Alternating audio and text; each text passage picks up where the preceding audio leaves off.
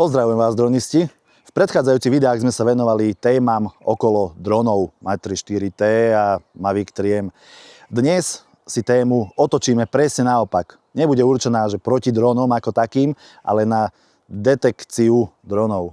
Takže čo to vlastne je tá detekcia, ako to funguje v praxi a hlavne pre koho to je určené, aké sú výhody týchto malých ručných detektorov. V ruke držím Droneta Grider, ktorý je malý ručný detektor. Ak ste sa doteraz s tým nestretli, tak ak dáte odber, alebo ak položíte otázky pod toto video, dole nižšie, tak do 7 dní dám video z praxe.